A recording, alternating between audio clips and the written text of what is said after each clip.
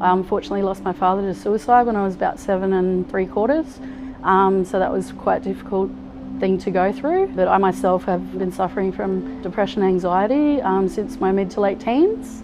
My mother didn't get any help for herself or for us 3 children. We kind of had to get through a lot of it ourselves. I'd always had a manageable level of anxiety throughout my life. But then about a year ago I started getting really bad anxiety to the point where it turned into panic attacks. It would sort of come on like I felt like I was just not well, like I felt like I was a bit lightheaded. I'd have to go lie down and I wouldn't be able to breathe. It would feel like someone was sitting on my chest, sob uncontrollably, but not because I was sad, but it was just, there was all this emotion, like anxiety stuck in my body. I had to get it out somehow, and it was very overwhelming. And when it happened the first time, I was like, oh, that's a bit weird, a bit out of the ordinary. And then it happened again and again and again, and it was just like, what's happening to me? I went to work one day and I never went home that evening. I woke up 11 days later in drug-induced coma in hospital. What had happened, I'd cracked my head on my right-hand side on the corner of the step and smashed my skull, a depressed skull fracture. Resulted in metal plates and screws in the back of my head. 6 weeks after the original accident, they cut me open again and removed a blood clot the size of a 50-cent piece. And obviously out of it, I got permanent brain damage. And it's affected me, well, since day one, because I went through nearly 18 months of rehabilitation, off work, on work, constant battles, depression, suicide, everything. It just built up and I didn't know where to turn to. My wife at the time, I just gave absolute hell because she didn't know how to handle it, I didn't know how to handle it. Just everybody, I just pushed them away. And I spent 16 and a half years thereabouts in the West Australian Police Force. Done a lot, but also saw a lot. The things you actually see and have to do can affect you later on in life. So I've been dealing with that, I guess, since just before I left the police force. The doctors have tried various forms of medication. I'm on one now which works like a charm. The only time I guess I feel normal is when I'm taking these tablets. I actually lived in Cambodia for 3 years. My medication ran out there and I did kind of go off the rails. Some very serious thoughts about suicide, to the point of standing on top of my 6-storey block of units, contemplating which side I could jump off so that it wouldn't affect the kids who were playing below. So it took me a long time to do anything about it because there is that stigma of only crazy people need to see psychologists, or there would be something really wrong with me if it got to that level. But because it was happening regularly and I'd just be exhausted after, and so I had to do something about it. I went to my doctor and asked for a mental health plan, and I found a psychologist. And the first appointment I went to, essentially I just cried for an hour while she talked to me and let me know what was actually happening in my body and my brain at the time to make me feel the way I was feeling, and just to understand that it was a natural reaction to something my brain thought was happening. It was comforting to know that I wasn't losing it, essentially, yeah. Even if it's just one person, speak to one person that you trust, that in itself, just getting it off your chest is helpful. I just woke up one day and I thought, I can't take this anymore. It's got to be up to me. No one's going to do it for me. And I suppose that's how I started a road to recovery, because I just sort of sat back and reflected about, it's not all about me. It's about the people that's around me that I'm affecting. And that was hard.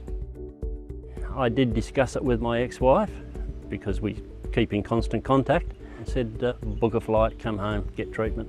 So I did, and I was fortunate enough to get a very good doctor, and she kind of helped me along the way. But for the first time in my life, it did involve me having to consult a psychologist, but that wasn't certainly as bad as I thought it was going to be.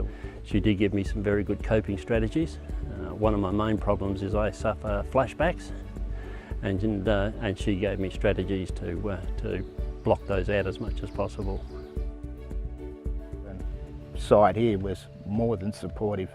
They were there to make sure I didn't go backwards or fall in a heap. And if it wasn't for them, I wouldn't be here now. The support from Compass Group, from management and HR, I wouldn't be on the pathway to healing that I am today without it. I know that. I just feel that, yeah, like the peer support at work can sometimes mean more than other support you may be getting, and that's really important, that you have people like that in your life that want to make you be a better person and keep going. Well, I don't have panic attacks anymore. I still get anxiety and sometimes start to feel like it could turn into something more.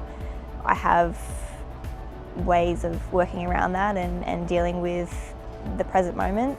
And I think the biggest thing that was helpful to me is I'm having anxiety and that's okay. And just acknowledging that it's not going to hurt me and sitting with it. Because a lot of people, especially if they've got anxiety, they're not ever going to get rid of it, but it's being comfortable with it. You know, there's so many people out there to help you. Just because the first 1 or 2 people may not help you doesn't mean the 3rd and 4th person won't help you, or the 5th or 6th or the 10th or the 20th. You've just got to want that help. You've got to be able to see a path behind that dark path and equip yourself with the tools to be able to get onto that path. And I believe there are just so many tools that we have these days, many more than my father unfortunately had. I think it's just really important that people are talking to each other and watching out for each other and having each other's back and just having that conversation, because the people you work with every day are going to be the people who can notice if something's not right.